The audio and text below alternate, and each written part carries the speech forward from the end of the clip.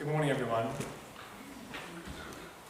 It's really lovely to be here. It's really an honour to be given this opportunity to speak about something so dear to my heart, mindfulness, and our future. Thinking about those two.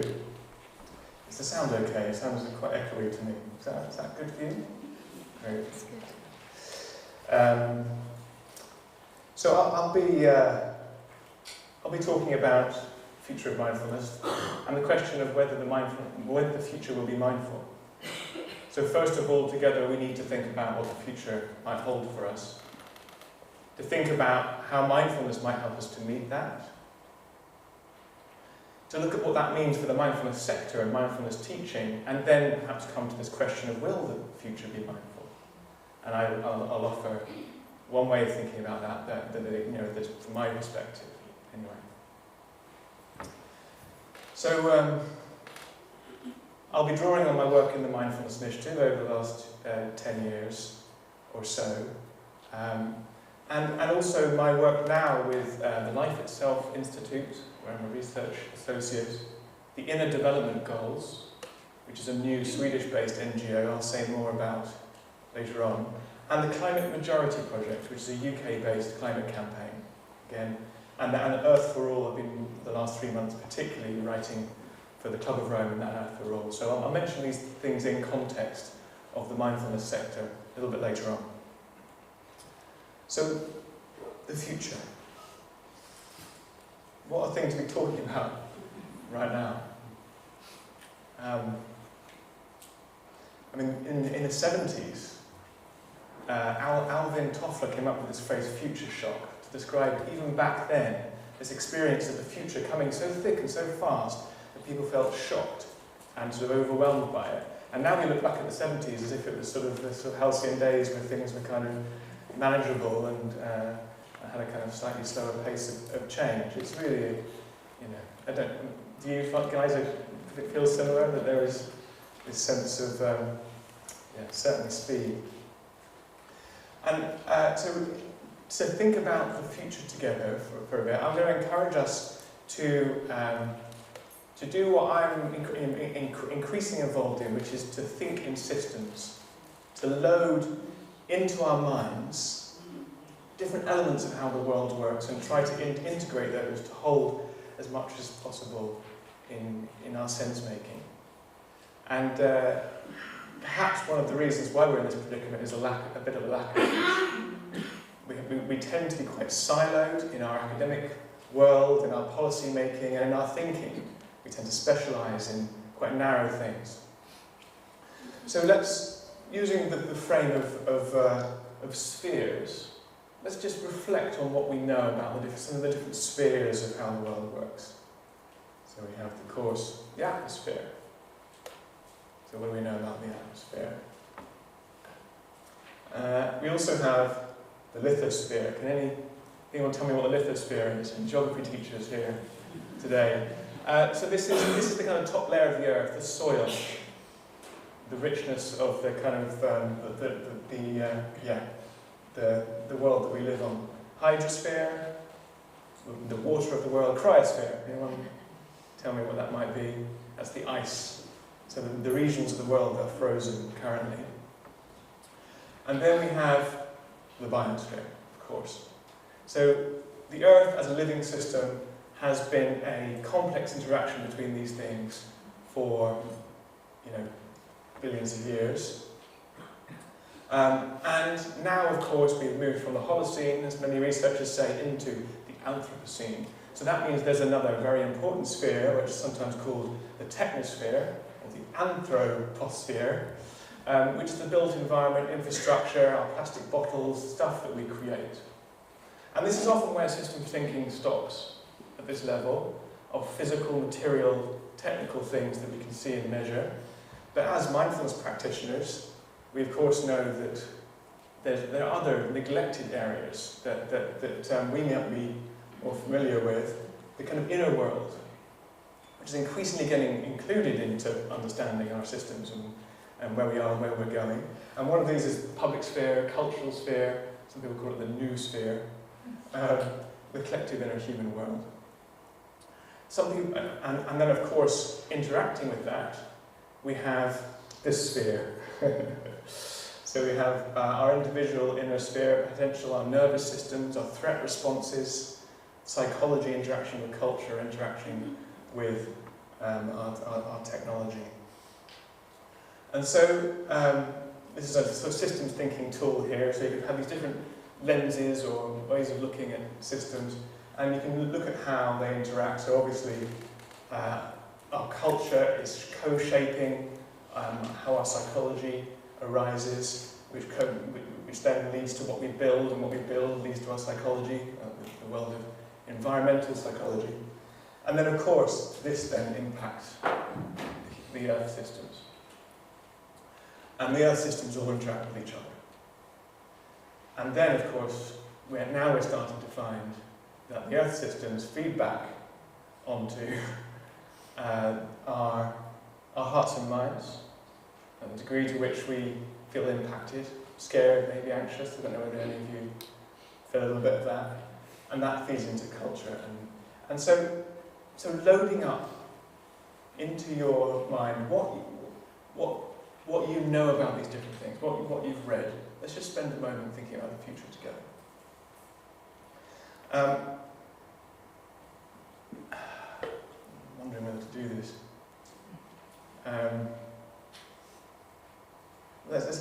Yeah, I think I won't do what I was planning to do, but we'll do a little practice together, if you're up for that.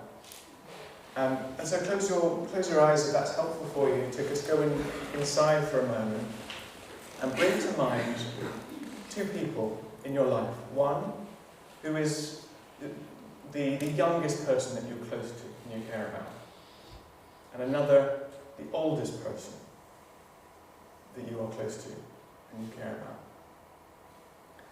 And let's think for a moment about, I'll give you a pause for a beat to let you find these people, the youngest and the oldest, that are close to you in your life. Let's just time travel together. Let's get our time travel imagination muscles flexing. Let's go backwards. Let's go back to the time when the oldest person that you love and care about was as old as the youngest person. And just thinking what the world might have been like then. That young person who became the old person, what their hopes and dreams and aspirations might have been, what their lives might have been like.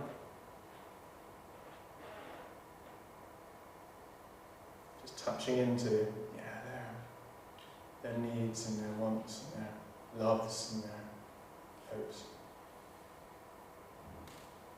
When you're ready, letting go of that little trip to the past. And now going forwards to the time when the youngest person that you love and care about will be as old as the oldest person.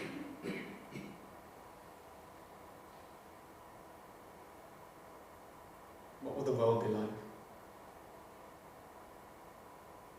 In the way that you make sense of all of these different aspects of the world interacting with each other.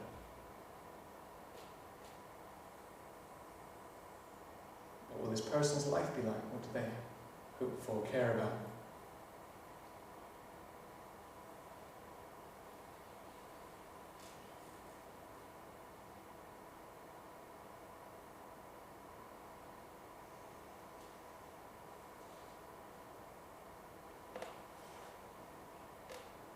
So this future that you're imagining and you're creating, just staying with that for a moment, any emotions that might arise around that. Before letting that go, saying goodbye to that person if that feels appropriate, and coming back to now, the present, 2024. Taking a deep breath, if that's helpful.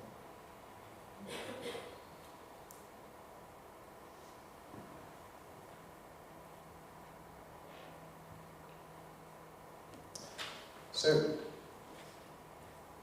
I think it would be helpful to turn to the person next to you, then to a neighbour or a couple of neighbours, that's helpful. And just talk about your own sense-making about the future, like what, where did you go, what was the future like for this person you were imagining? Yeah, so we'll do about a minute each. I'll put my hand up at the end, so please look out for that and put your own hands up. Do you know that trick? Get rid of people going back. So about a minute each. Thank you.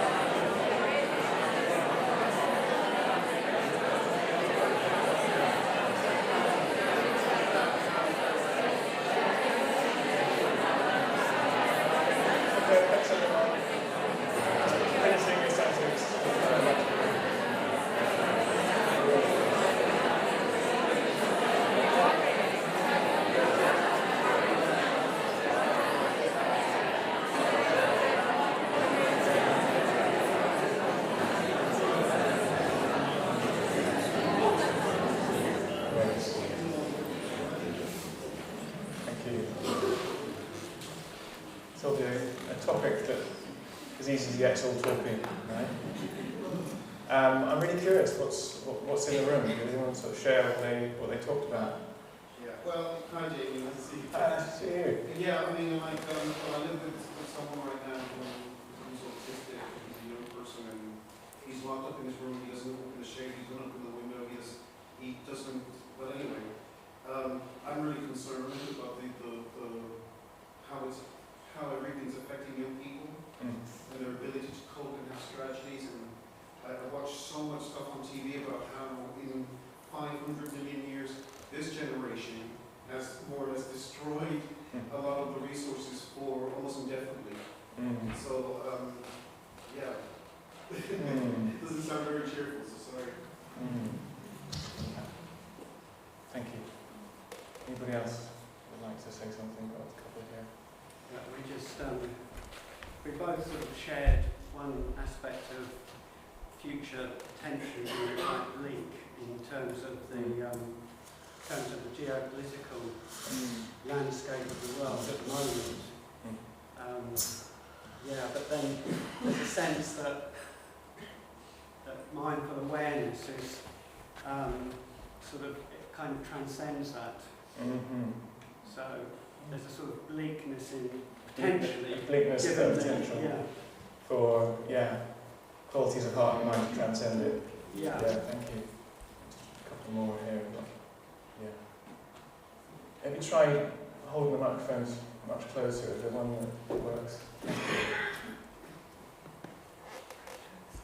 Women in the white jumper. You need to speak right into the microphone to make it work. Thank you. Hello, is that right? Yay! Yeah. One of the instructions. So I had a more optimistic kind of view, I guess, because I think about my gran. She saw the first car going through her village, and then by the time she passed away, she'd been on a plane, she had a microwave.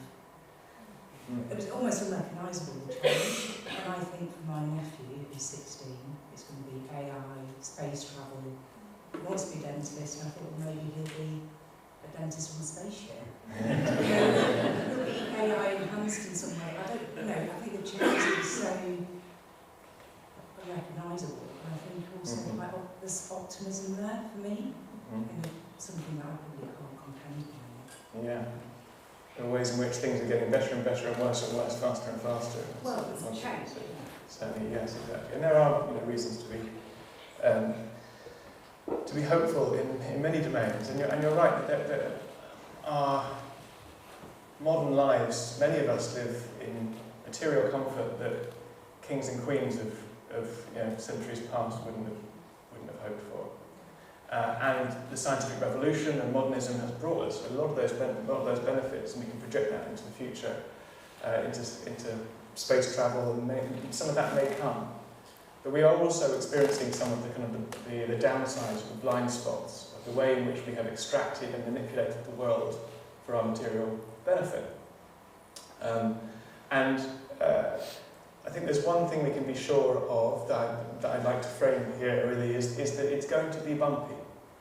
And that there is a particular point that I'm having this conversation with you guys today, that the narrative within climate science, policy and campaigning is shifting. And it's shifted over the last year or so, significantly in the last 12 months, from being perennially 5 minutes to midnight. Like, we've got to do something, otherwise X will happen. I don't know whether you saw the Guardian headlines this week, but that's repeating some other academic evidence on the same subject. But basically it's no longer 5 minutes to midnight. 95% of scientists say. We are not probably going to stick to 1.5 degrees of safe warming, which, by the way, researchers are also saying some of the tipping points are actually 1.5 degrees on average. So the picture has got significantly worse, climate-wise and biodiversity and sustainability-wise, over the last 2 or 3 years. And so there's a big shift from saying that this is the crucial decade, we need to do this, otherwise X, to actually it's no longer 5 minutes to midnight, it's 5 minutes past midnight. And some level of catastrophic change, and potentially quite soon, is baked in already. So it's a question of every fraction of degree now that's important for mitigation, and a shift towards what they call adaptation, which is like working out how we live differently and help ourselves and our communities to be more resilient, because great change is going to happen quite soon. I had some stats here. I've just basically spoken to some of this. Examples are a lot of observations track the worst case, if not more than the worst case, of previous reports and projections. That's the pattern. That we have tended to be more conservative than actually what we've observed. We've tended to think tipping points are further away in the future than actually we're now finding them to be. And an example for the UK is around the Atlantic meridional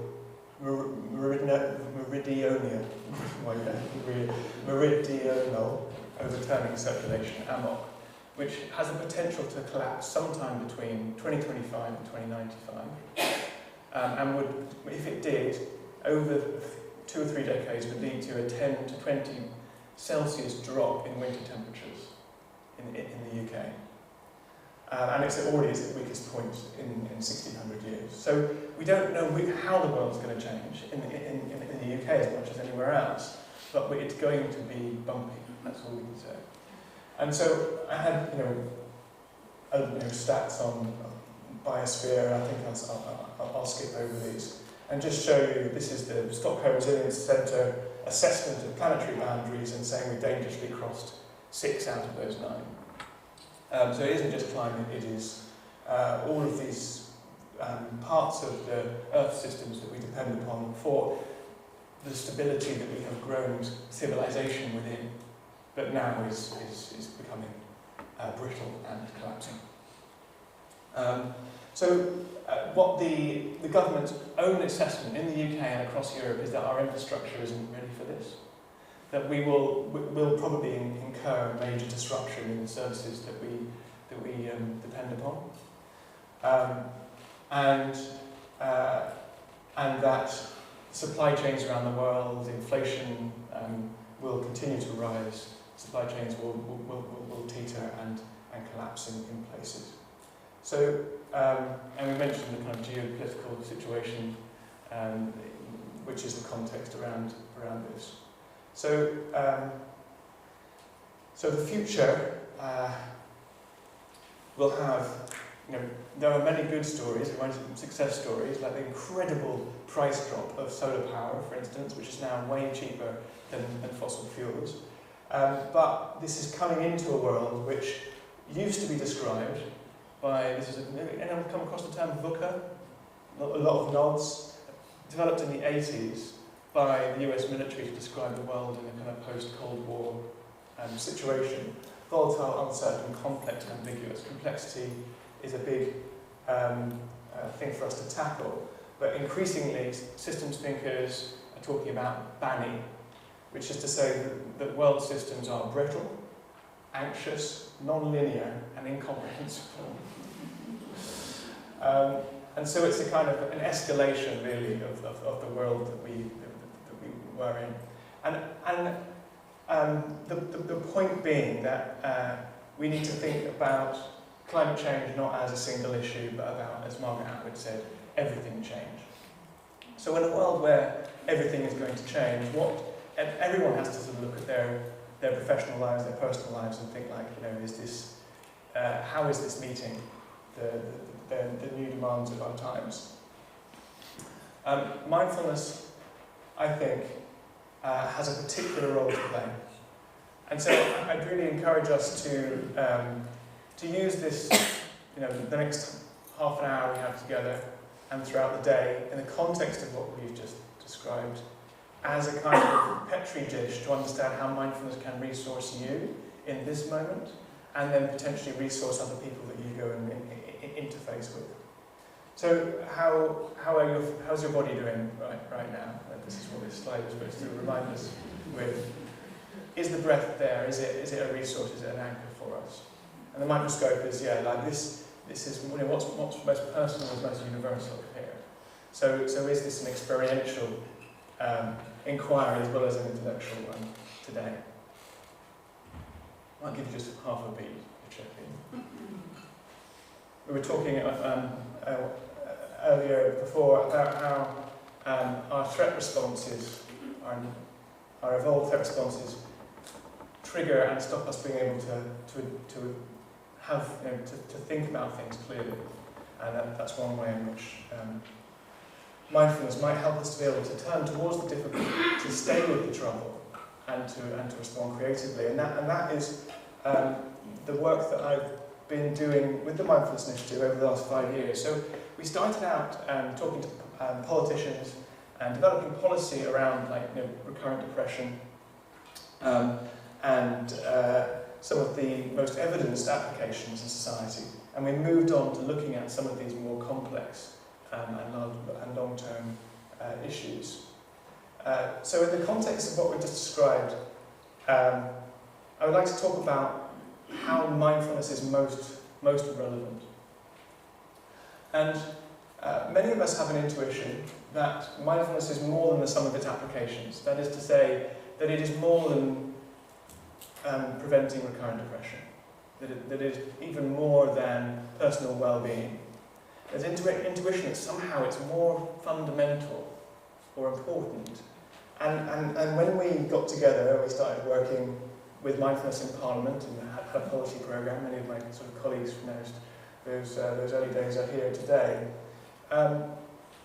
We had the ambition to talk about mindfulness wherever we could talk about it. And we wanted to apply it to education and hospitals and prisons, because there was this implicit belief that it was more than the sum of its parts.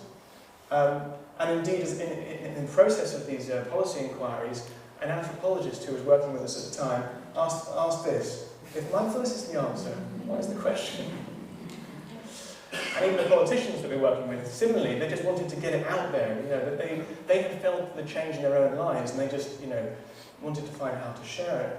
Now, my work over 5 or 6 years was trying to answer this question at a more satisfying, fundamental level.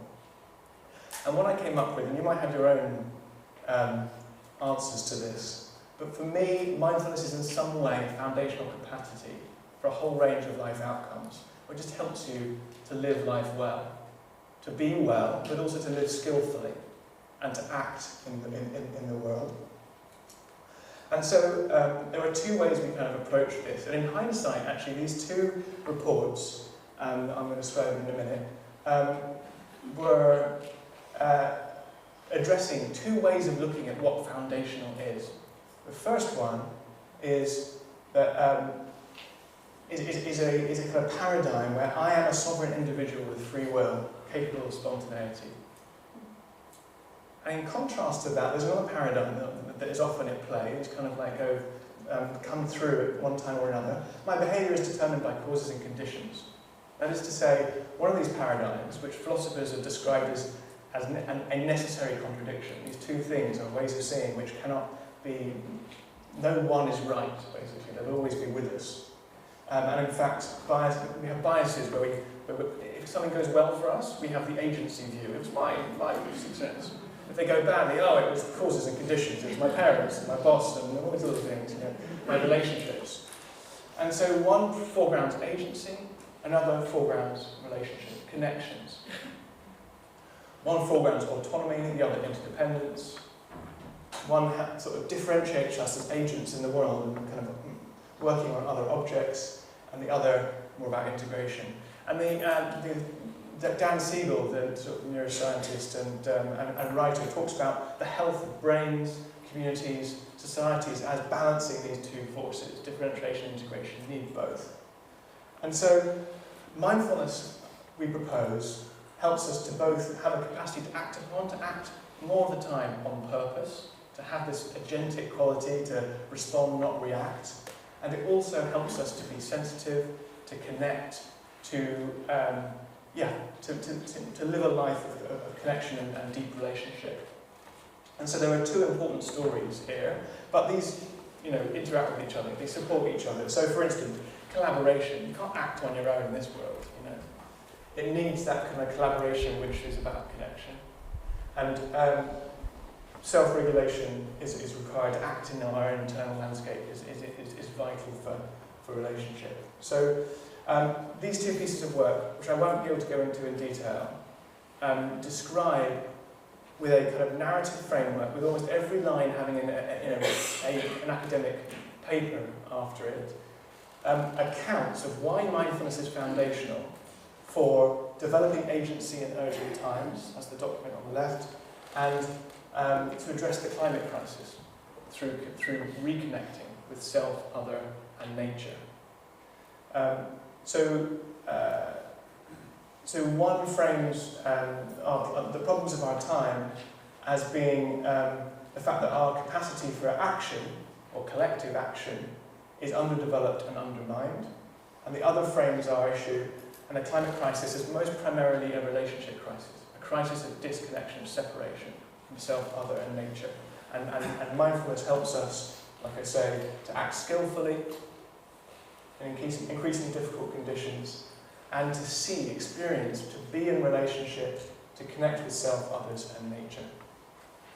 So I'm sort of running short on time here. So I'll just dive into one of these 2 documents.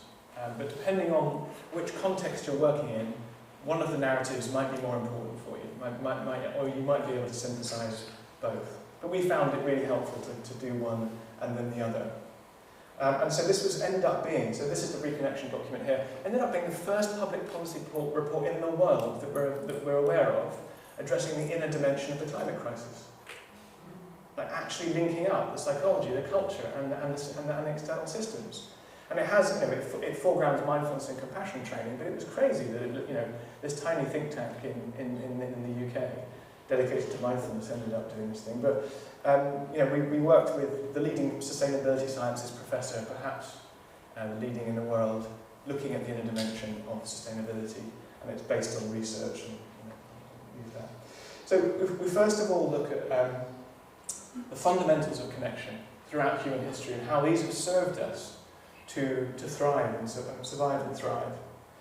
We looked at it through the kind of prisms of mind, and then mind-body and mind-body-heart, highlighting actually these things aren't really separate.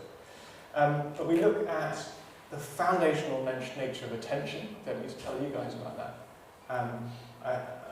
I suspect, but how this renders our whole world for us and binds other faculties together. It's very difficult to solve a problem you're not paying attention to, or rather when your attention has been hijacked and captured and sold to somebody else for benefit. So we cover the attention economy and social media and that kind of thing here. And then we look at not just attending to things, but widening the bandwidth of perception, and how the climate crisis also relates to our confirmation bias and defence mechanisms which actually limit what we can perceive and take on board. The role of mindfulness in facilitating perspective taking, and then we move on to embodiment, how we are kind of neurophysiological beings, and therefore possessing impulses and threat responses which can derail our action in collective interest, and the role of trauma there.